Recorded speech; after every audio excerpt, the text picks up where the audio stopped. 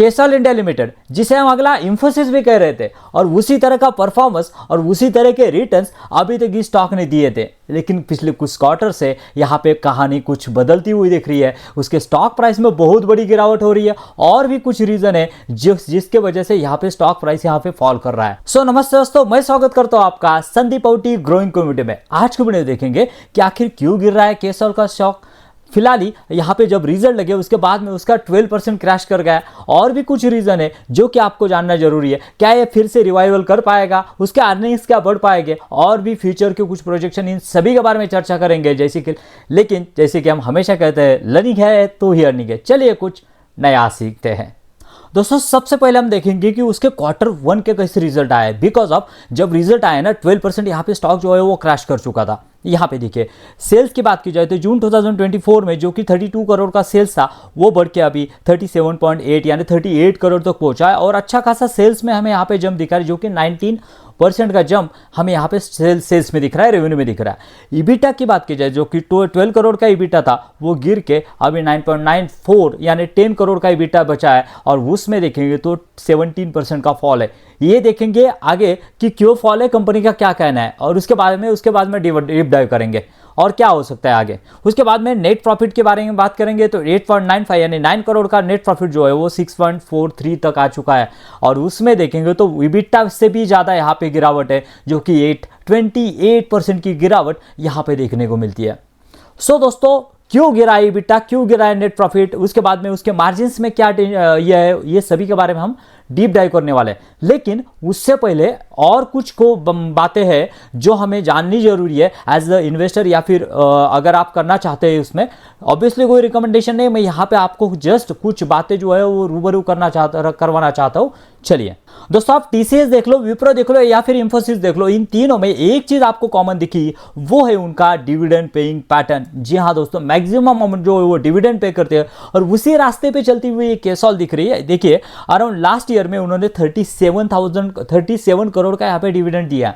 मतलब क्या है दोस्तों, इनका जो है प्रॉफिट देखेंगे तो कितना है, प्रॉफिट देखिए यहाँ पे कितना है, जो कि लास्ट फाइनेंशियल ईयर में इनका प्रॉफिट 34 करोड़ था, उसमें से इन्होंने 36 करोड़ यहाँ पे डिविडेंड एज ए डिविडेंड दिया। मतलब अपना जो बैलेंस कैश था उसमें से भी निकाल के अगर डिविडेंड दे रहा है, तो इसका मतलब क्या होता है, इसका मतलब ये होता है कि ये कंपनी जो है वो विलिंग नहीं कर रही है कि हम यहाँ पे ग्रो करें। बेसिकली हम यहाँ पे स्मॉल कैप में इन्वेस्टिंग क्यों करते हैं, इनका मतलब ये होता है कि आप यहाँ पे मैक्सिमम आपका प्रॉफिट जो है वो फिर से यहाँ पे यूटिलाइज कीजिए और बिजनेस को ग्रो कीजिए। जो आप स्मॉल कैप हो, मिड कैप बन जाओ, लार्ज कैप बन जाओ, लेकिन अगर यहाँ पे कंपनी अपना पूरा प्रॉफिट यहाँ पे डिविडेंड में बांट रही है, तो मुझे लग रहा है कि ये एक थ्रेट है, पहली बात। उसके बाद में जब कोई भी कंपनी यहाँ पे आपको डिविडेंड दे रही है ना, या फिर कैश रिच कंपनी है, री इन्वेस्ट नहीं कर रही है ना, तो उसका आरओई जो है ना, आरओसी जो है ना, वो बहुत ऊपर जाएगा। और इन्वेस्टर की गलती क्या होती है ना, आपको लगता है कि बहुत बढ़िया आरओई है, बहुत बढ़िया आरओसी है, तो बहुत बढ़िया कंपनी है। लेकिन दोस्तों ऐसा नहीं है। कंपनी के ग्रोथ की विलनेस है क्या, उसकी इच्छा है क्या, ये देखिए यहाँ पे देखिए, इसका आरओसी ये दिखाने के लिए खाली अच्छी बात है, लेकिन ये ग्रोथ कंपनी के लिए या फिर इन्वेस्टर के लिए अच्छी नहीं है। यहाँ पे देखिए 127 से 148 गया, 154 गया आरओई। मतलब क्या है, आप यहाँ पे फिर से री इन्वेस्ट ही नहीं कर रहे हो। आरओसी देखिए 169, 199, 205। मतलब आप यहाँ पे जो है अपना फिर से कैपिटल यहाँ पे इन्वेस्ट ही नहीं कर रहे हो। ये एक दोनों चीजें यहाँ पे दर्शाती है कि यहाँ पे मैनेजमेंट का इंटेंशन क्या है। सो दोस्तों, अब बात करेंगे कि Q1 के रिजल्ट कैसे आया और क्यों आया और उसका एक्सप्लेनेशन क्या है। देखिए यहाँ पे रेवेन्यू हमने देखा 19% के यहाँ पे जंप है, दैट इज गुड। ईबिटा जो है वो 17% से डाउन हुआ है, और उनका क्या कहना है वो नेक्स्ट स्लाइड में हम देखेंगे कि क्या कहना है। यहाँ पे पीबीटी देखेंगे तो 24% से डाउन है, और पैट तो बहुत बुरा अराउंड 28% से डाउन है। ठीक है, उसके बाद में इनका क्या कहना है कि ये जो ईबिटा हमारा डाउन हुआ है ना, क्यों हुआ है, यहाँ पे देखिए उन्होंने डिटेल दिया है। उन्होंने कहा है कि employ retention and long term incentive के लिए हमने यहाँ पे 1.75% का यहाँ पे जो है प्रोविजन किया है। Top level salary and the hiring, उसके लिए हमने अराउंड 3.77 मैंने यानी 4% का यहाँ पे किया है। उनका क्या है ना, टॉप मैनेजमेंट एक वीपी है, उनको यहाँ पे उन्होंने अपॉइंटमेंट किया। हाई यहाँ पे क्या कह सकते हैं, हाई एक्सपीरियंस है उन फील्ड का। उसमें उन्होंने यहाँ पे उनको स्टेक भी दिया, इक्विटी भी डाइल्यूट की हुई है, और यहाँ पे कुछ सैलरी का पोर्शन भी है, वो अराउंड 4% है। और यहाँ पे इवेंट पार्टिसिपेशन अराउंड कुछ इवेंट में पार्टिसिपेट किया था, जिसकी वजह से यहाँ पे बिजनेस में लॉन्ग टर्म में ये वो, तो यहाँ पे अराउंड 5%। टोटल देखेंगे ना तो यहाँ पे अराउंड 10 to 11% का यहाँ पे जो है हिट लगा है EBITDA में उसमें। लेकिन यहाँ पे देखेंगे तो ये दोनों जो है वो एक्सपेंसेस रिकरिंग रहने वाले हैं, यानी अराउंड 6% जो है वो आपके रिकरिंग रहने वाले हैं। और ये 6% अगर हटाया जाए तो जस्ट ओनली 5% का हिट जो वन टाइम है वो लगने वाला है।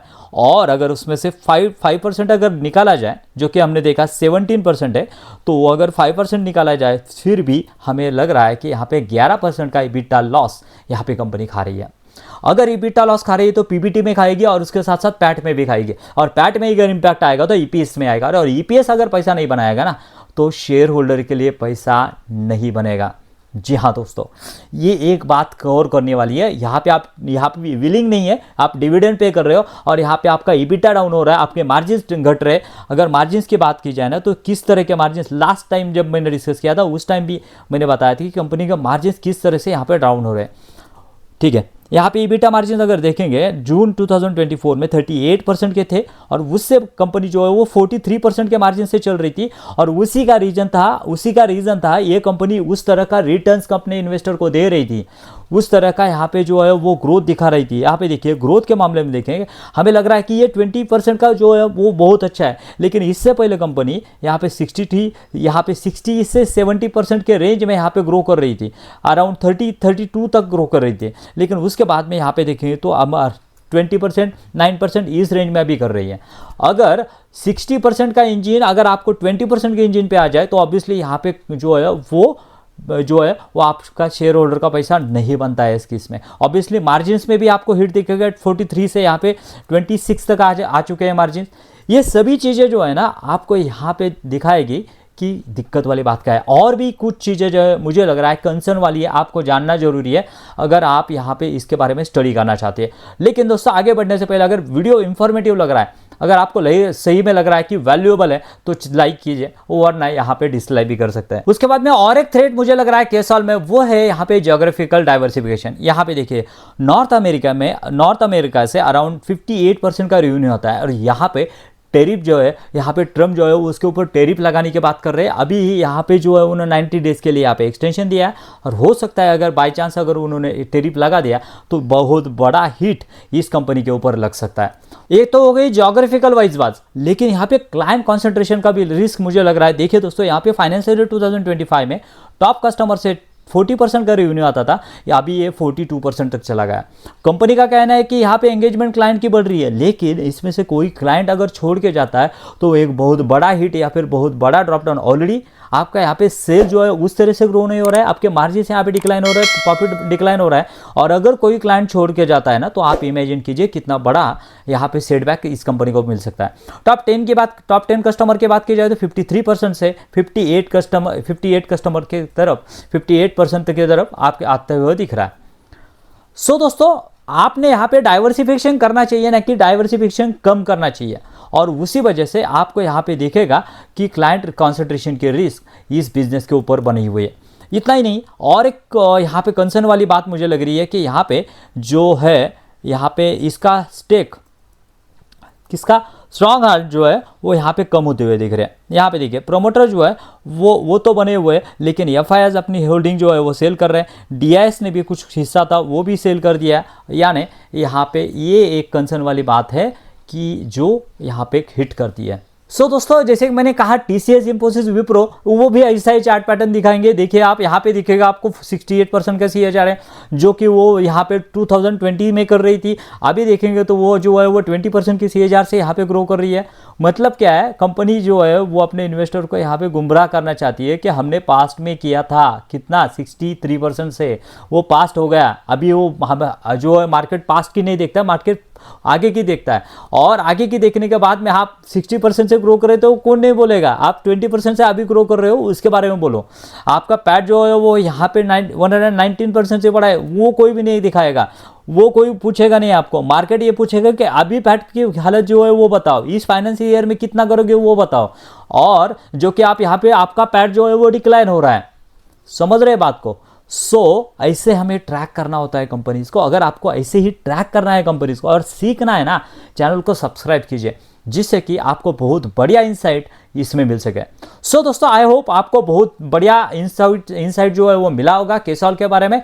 लेकिन दोस्तों, एक मैं डिस्क्लेमर देना चाहूँगा, मैं इस कंपनी को इसके बाद में तभी कवर करूँगा जब इसकी ग्रोथ मोमेंटम फिर से आ जाए, वो जो है उसके रेवेन्यू बढ़ जाए, उसका मार्जिन इंप्रूव हो जाए। उसके साथ साथ कंपनी ने कुछ इंटेंशन दिखाना चाहिए कि हम यहाँ पे ग्रो करने की ट्राई कर रहे हैं, वरना अगर ग्रो नहीं कर रहे तो ये करने का मतलब ही नहीं है। दोस्तों, जुड़े रहिए, बिकॉज ऑफ ऐसे ही हाई ग्रोथ वाले स्टॉक हम यहाँ पे डिस्कस करते रहते हैं, जिसमें अपॉर्चुनिटी बन सकती है। ऑब्वियसली आपको स्टडी करना है और ये चीज़ें सीखनी है और इसको इंप्लीमेंट करना है in terms of our investing. Thank you very much. Jai Hind.